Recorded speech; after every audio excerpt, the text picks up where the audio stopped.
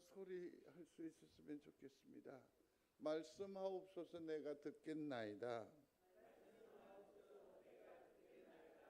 사실은 사람들은 큰 일을 생각하고 있습니다. 또 알뜰살뜰한 어떤 무엇을 기대하고 있습니다. 그러나 사실은 성경은 우리에게 한결같이 말씀합니다. 듣는 게 중요하다. 들어야 길을 알 수가 있고 길을 갈 수가 있고 열매를 내가 얻을 수 있기 때문입니다. 사랑하는 성도 여러분, 우리의 삶에 있어서 하나님의 임재를 경험할 수 있다면 정말 기분 좋은 일이 될 것입니다. 주저 하는데 또 수많은 망설임이 있는데 또 혹은 어떤 큰 혼돈 중에 있는데 내가 그 골목 거기에서 하나님을 만난다고 한다면 얼마나 든든하겠어요. 얼마나 기분 좋은 일이겠어요. 아마 든든할 겁니다. 포근할 것입니다.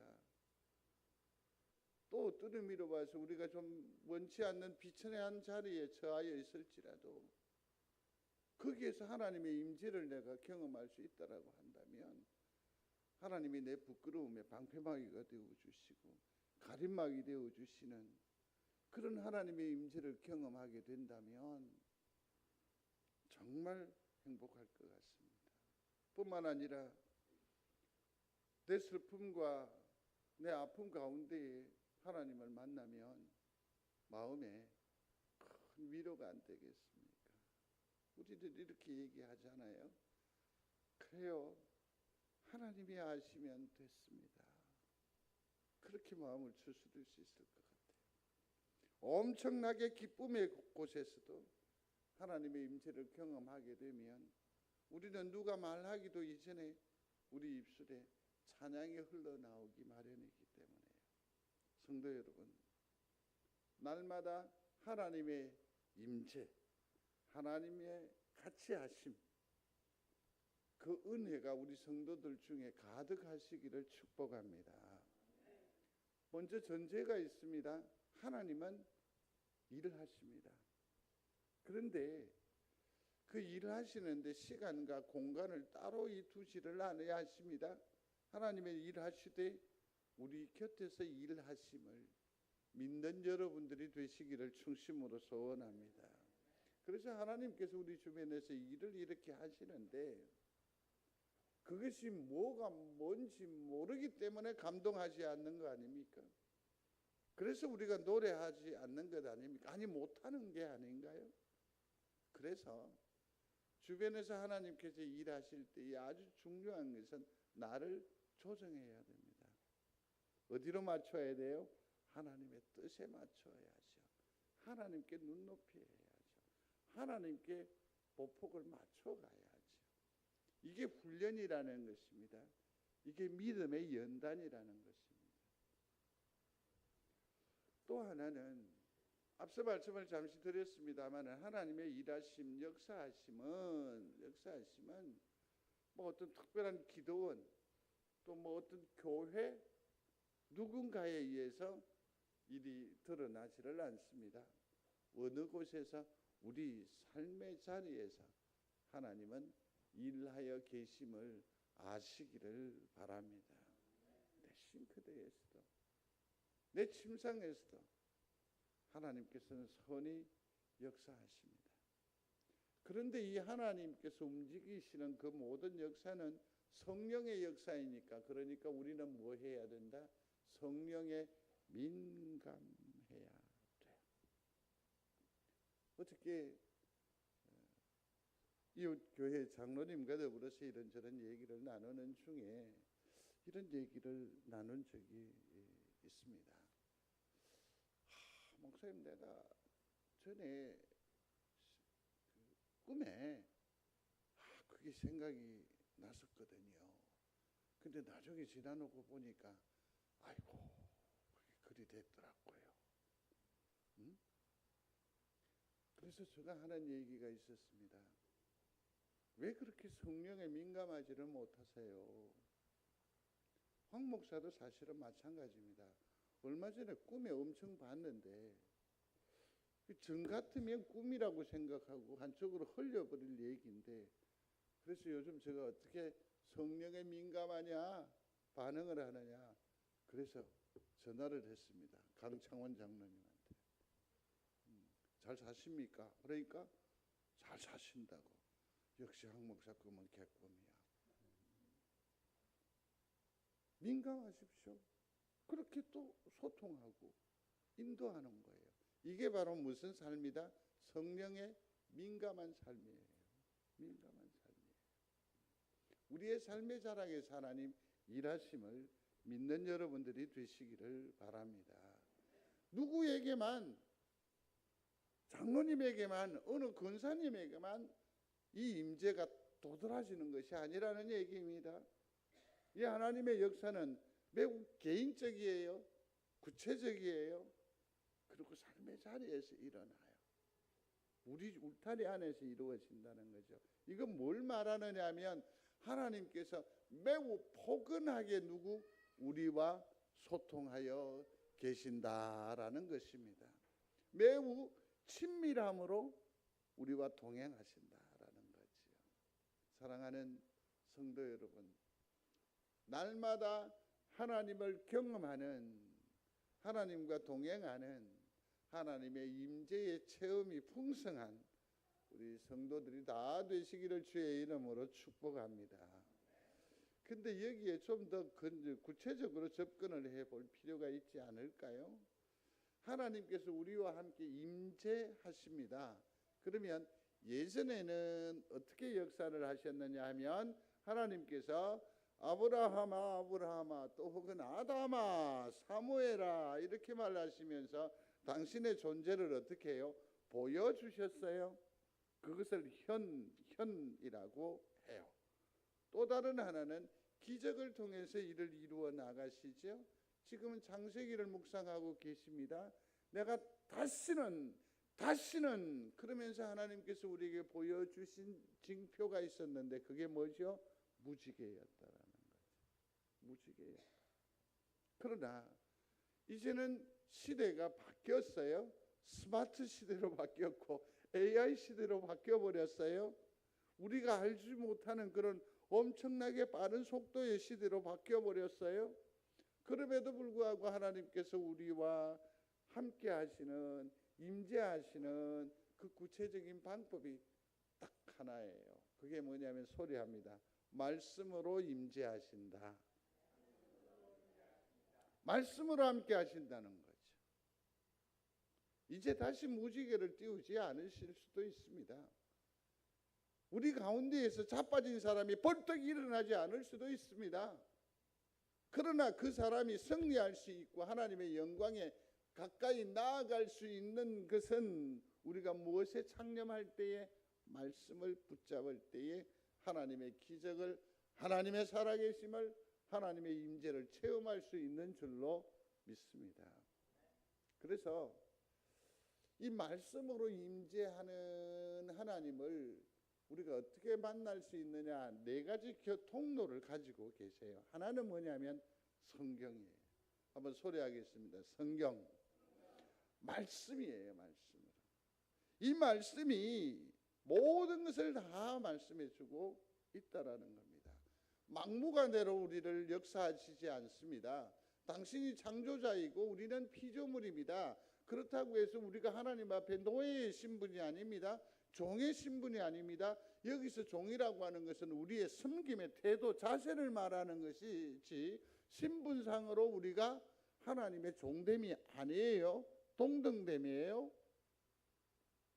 그러면서 주님은 뭘로 하시느냐 하면 미리 말씀을 통해서 딱 이 약속을 지켜가시는 겁니다.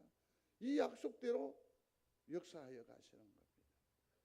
그러므로 사랑하는 성도 여러분, 하나님을 알기를 원하십니까? 하나님의 나라에 대해서 궁금하십니까? 내일에 대한 두려움이 있습니까? 오늘 이 일에 대한 해석이 부족합니까? 우리의 관심은 어디에 집중해야 합니까? 말씀이 있습니다. 말씀이 있습니다.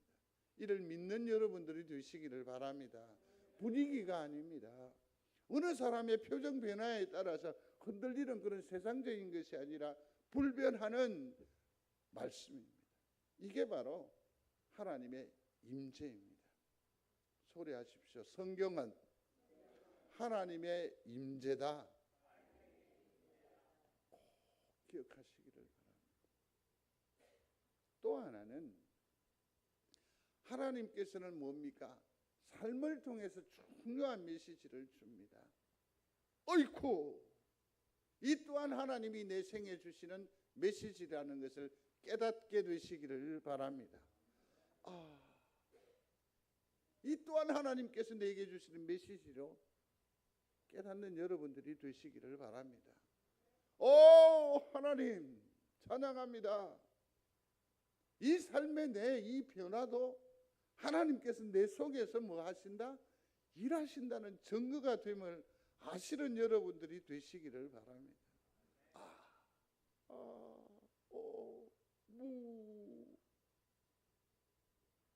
이게 하나님의 임재예요. 이것을 보고 느끼고 깨달아 아는 사람이 진정한 영적인 용사가 아닐까요? 세 번째 통로가 교회예요. 교회는 하나님의 말씀을 배우고 나누는 곳이기도 하지만 말씀이 구체적으로 역사하는 기적의 현장이기도 하지요. 어디 가요? 교회가. 어디 가요? 송정제일교회 가요. 믿는 여러분들이 되시기를 중심으로 소원합니다. 보다 더 구체적으로 개인적으로 하나님의 임재를 체험할 수 있는 통로를 하나님께서 우리에게 특권적으로 허락해 주셨습니다. 그것이 뭡니까? 기도입니다. 하나님의 음성을 듣기를 원하시면 아멘. 그러면 어떻게 현저하게 들을 수 있냐고요? 기도입니다. 기도를 통해서 하나님의 음성을 들을 수 있음을 믿는 성도가 되시기를 바랍니다. 어디에 귀 기울일 거 없습니다. 채널 두세 번 돌릴 일도 없습니다. 무엇으로 하나님의 음성을 듣는다고요? 기도요. 하나님은 일을 하시되 계시대로 말씀대로 성경대로 일하심을 믿는 여러분들이 되시기를 바랍니다. 하나님은 일하십니다. 뭐대로? 성경대로 일하십니다. 하나님은 그러므로 오늘도 여전히 나와 우리에게 말씀하심을 믿는 여러분들이 되시기를 주의 이름으로 축복합니다. 자, 하나님께서 뭐 하신다? 말씀하신다. 한번 소리하십시다. 하나님께서는 말씀하신다. 옆집 사람은 하나님의 이 알람을 들어요. 이웃 교회는 듣더라고요. 여러분 귀에는 하나님의 음성이 들려지고 있습니까?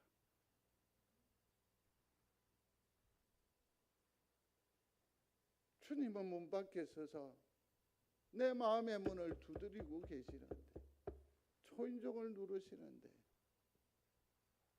여러분들은 그 초인종 소리가 들려지며 그래서 주를 향하여 문 열심이 자주 있습니까?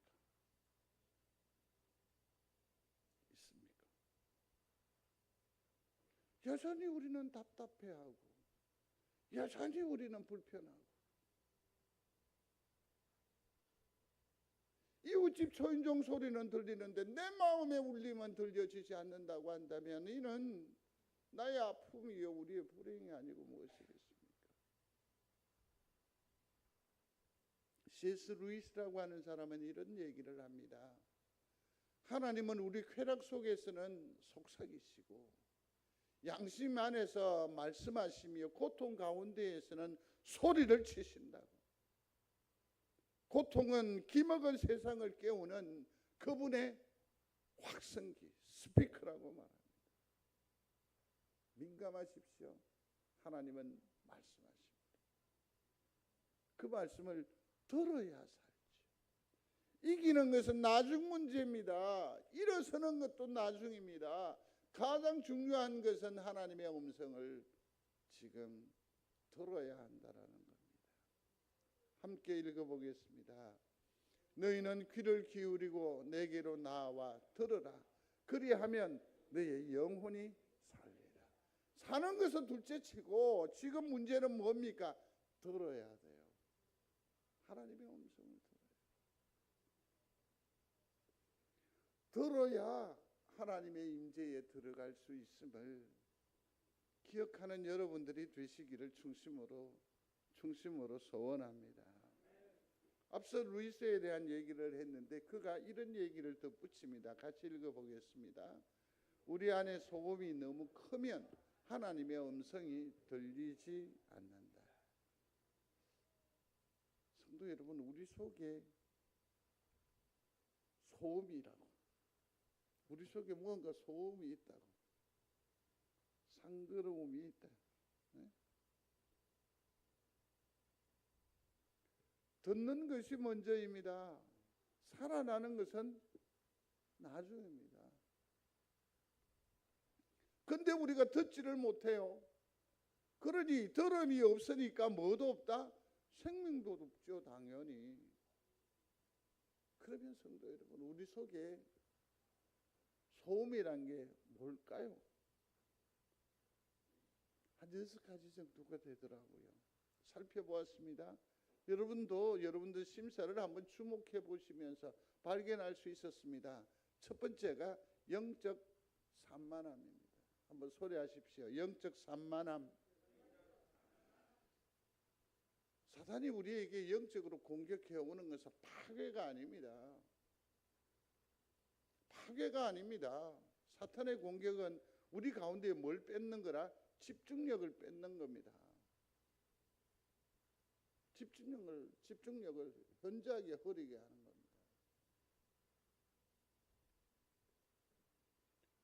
우리의 사소한 분주함이 더 위험하다라는 걸 왜 모르십니까?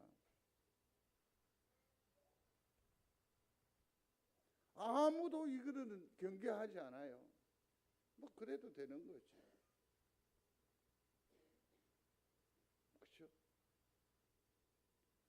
예배 시간에 전화벨 올 수 있습니다. 진동이 일어날 수 있습니다. 예배 중에 궁금한 게 있어서 의자 밑으로 다른 분에게 누가 안 되게 카톡도 할 수 있을 거예요. 이 산만함이 괜찮습니다. 문화니까. 이게 영적으로 건립이 된다라는 것을 아무도 경계하지를 않아요. 심각하게 생각하지 않는 거예요. 그러나 이러한 것들이 결국 하나님의 음성을 제대로 듣지 못하게 하는 거예요. 사소하게 생각하는 거죠.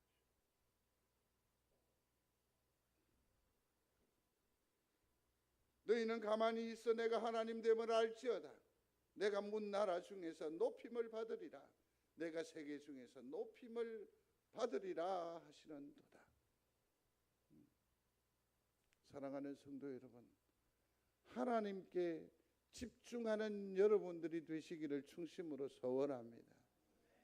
걱정이 너무 많습니다. 어떤 분은 보고 전구가 저걸 왜 저래 놨을까? 그 부질없던 걱정.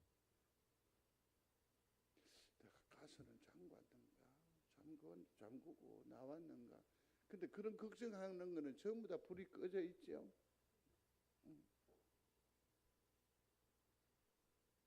하나님께 집중하는, 그래서 하나님의 음성을 매우 구체적으로 듣는 우리 귀한 성도들이 되시기를 중심으로 소원합니다.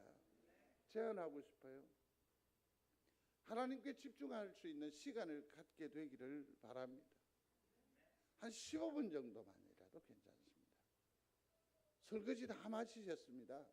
그러면 좀 우아하게 커피 한 잔을 준비해서 식탁 한 켠에 이렇게 놓고 그 향이 밀려올 즈음에 한 15분 정도만 눈을 지그시 감고 향을 음미하면서 하나님께 시간을 들여보시기를 바랍니다.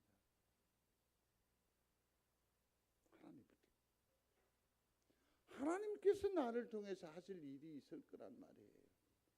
분주함을, 산만함을 내려놓으십시오. 놀랍게도 그 고요함, 사람들은 말합니다. 이 멍청한 시간에 하나님은 우리에게 말씀하여 계실 줄로 믿습니다. 그때 비로소 하나님의 음성이 들립니다. 분주한 가운데에는 아니에요.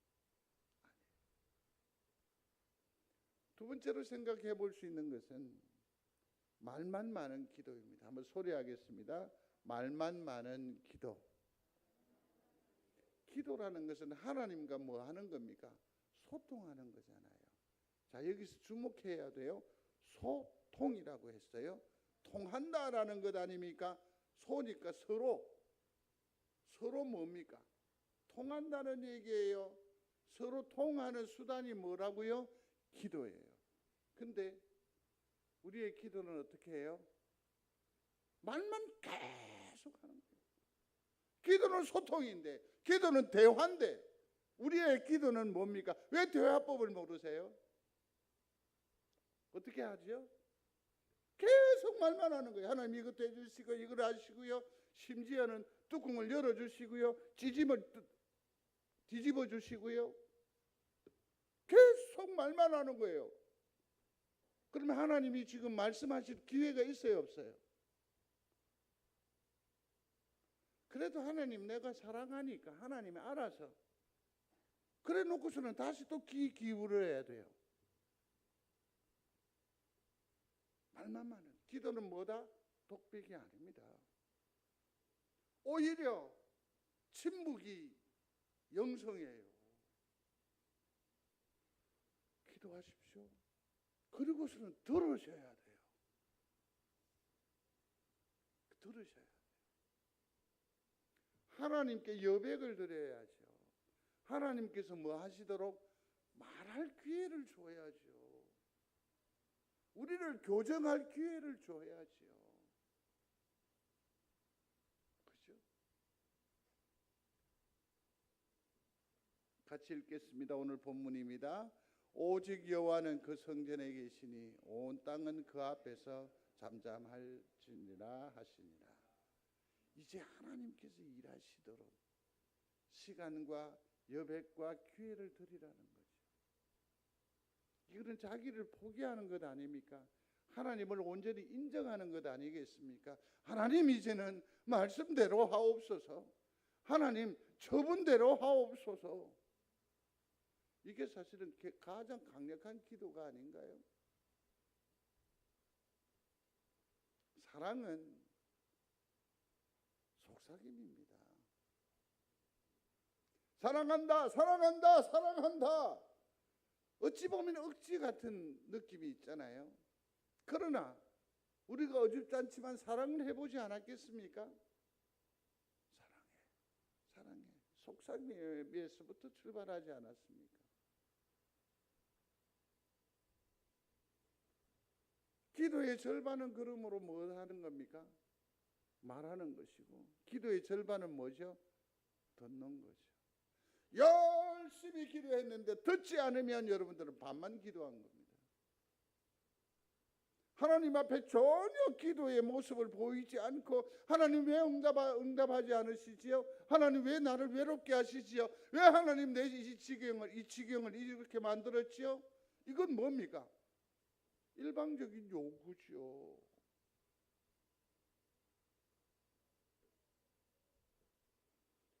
주님, 기도하시고 이러한 고백이 끝자락에 꼭 있게 되기를 바라요. 여운 여백이 필요해요. 그게 뭡니까? 주님, 말씀하옵소서. 이스라엘은 주님, 말씀하옵소서. 내가 듣겠나이다. 무엇이든 말씀하시면 그대로 따르리이다. 순종하겠습니다라는 의미, 믿음의 고백이 다 담겨 있잖아요.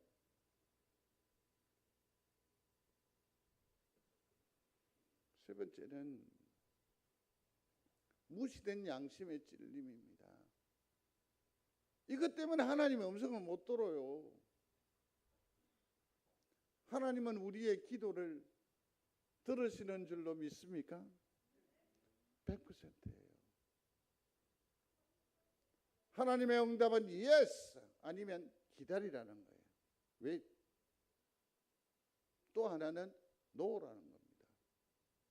우리는 이 no 하심을 두고 응답이 아니라고 생각하는데 아니요. 이 또한 하나님의 응답인 줄로 믿으시기를 바라요. 하나님은 반드시 말씀하세요.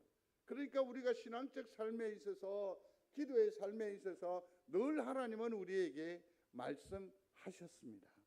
믿는 여러분들이 되시기를 바랍니다. 근데 그렇게 말씀하셨어요. 그것은 하지 말라고, 그 습관은 끊으라고, 그 사람에게 사과하라고, 먹으라고, 멈춰서라고, 가라고 말씀하셨어요. 이미 말씀하셨어요. 근데 내가 원하는 답이 아닐 수 있어요.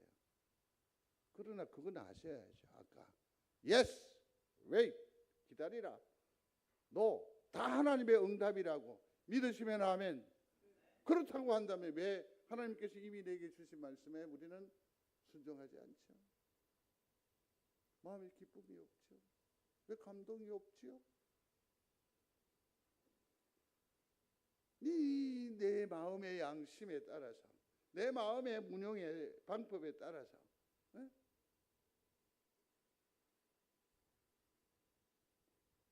마음의 찔림이 있습니까? 그게 바로 하나님의 음성임을 믿는 여러분들이 되시기를 바랍니다. 여호와께서 임하여 서서 전과 같이 사무엘아 사무엘아 부르시는지라 사무엘이 이르시되 같이 합니다. 말씀하옵소서 주의 종이 듣겠나이다 하니. 자, 준비된 마음이 필요해요. 전과 같이 사무엘은 늘 어리지만 성전에 머물면서 그 마음과 그 귀가 누구에게로 향하여 있느냐? 하나님께로 향하여 준비되어진 마음이라는 거죠. 참 멋진 모습입니다. 그렇습니다. 무엇이든지 말씀하시면 내가 따르리라 하는 순종의 결단과 함께 주님께 주목을 하는 거예요. 그러면 내 영적인 귀는 어떻게 됩니까? 날카로워지지 않을까요? 예민해지지 않을까요? 응? 그러면 주님에게 주목을 하여 있으면 뭡니까? 다른 어떤 여러 가지 번잡한 생각들은 다 차단할 수 있잖아요. 차단할 수 있잖아요. 저에게 있어서 한 두어 가지, 한 가지 유익이 있습니다. 이제서 고백입니다. 하나는 뭐냐면 제가 식당이나 이런 데 가서 사장님하고 했는데 바로 돌아보는 경우는 거의 없습니다. 소리가 멀리 안 가나 봐요. 입 안에서 이렇게 옹을옹을 해요. 그래서 강단은 마이크가 있으니까 훨씬 내 약점을 보완하는 것 같아요. 또 하나의 약점이 있습니다. 소문내지는 마십시오. 소문내지는 마십시오. 잘 안 들립니다. 여러분들도 잘 안 들린다라고 참 많은 얘기를 하시던데 실상은 제가 잘 안 들립니다. 그런데 여기에서 엄청난 유익이 있습니다. 그래서 귀 기울입니다. 그래서 집중합니다. 그 다음에 뒤에서 하는 욕은 못 들어서니까 쉽게 잊어버립니다. 어저께 한번 얘기를 하던데 서가 있는데 그 하객 중에 누가 그러더라고요. 와, 인물은 신랑 쪽이 완전히 졌다. 그런 얘기는 들리더만요.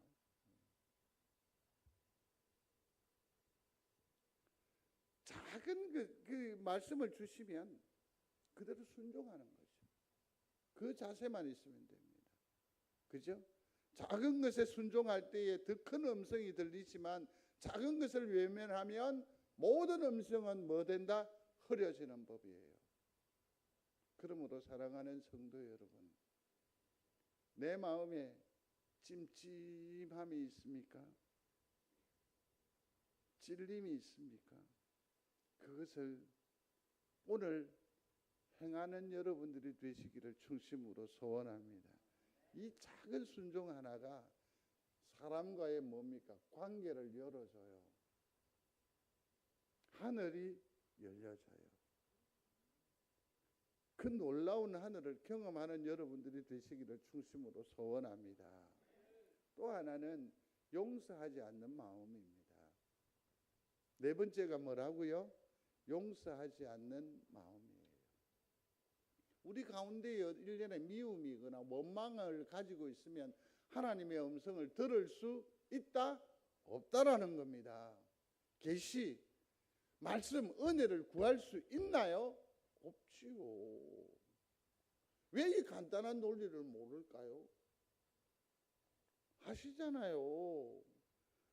이 용서는 우리의 선택이 아니고 명령입니다. 하나님의 사람으로서 뭡니까? 품격입니다. 세상 사람들이야 뭡니까? 용서라는 이 개념이 훈련이 안 돼 있으니까 쌩 까면 그만이죠. 돌아서면 끝나지만 하나님을 믿는 사람들은 뭡니까? 용서가 제대로 된 인격이요 성숙한 성품이 되어야죠.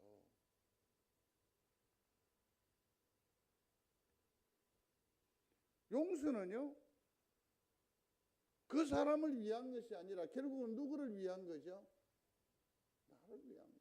내가 용서하지 않는데, 내가 미움을 거두지 않는데 하나님의 음성이 들려지질 않아. 내 마음이 불편해져요. 맨날 가시밭이 되는 것 아니에요? 용서는 다른 사람을 위하는 것이 아니라, 그 사람을 위하는 것이 아니라 나 자신을 위한 것임을 깨닫는 우리 성도들이 되시기를 바랍니다. 무엇보다도 중요한 것은 하나님의 음성을 듣는 조건이 용서입니다. 소리하십시오. 용서. 용서. 이렇게 말할 수 있으면 좋을 듯합니다. 내가 당신을 용서하노라. 한번 해보시겠습니다. 시작. 근데 어떤 엄마는 아들을 쳐다보고 그리 하고 싶은 모양인데 이제 그 다음이 문제예요. 그게 뭐냐면 내가 이렇듯 고백적으로 선언적으로 내가 당신을 용서합니다라고 훈련이 되어지고 그 마음 씀씀이를 결정했다고 한다면 기도하시면서 그 어떤 사람을 떠올리면서 하나님 용서하기를 원합니다. 용서의 마음을 주옵소서. 용서의 영성을 부어주시기를 원합니다. 하나님께서 우리의 영을 감동케 하셔서 우리로 하여금 그 영혼을 향해서 용서의 선언을 가하게 하여 주실 줄로 믿습니다. 이게 과정이에요. 너희가 남을 용서하지 않으며 하늘의 아버지께서도 너희를 용서하지 아니하실 것이다. 믿으시기를 바랍니다. 지는 용서 안 하면서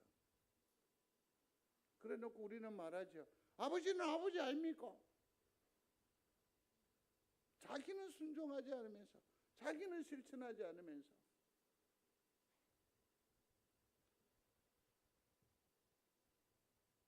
의도적인 불순종입니다. 소리하십시오. 의도적인 불순종.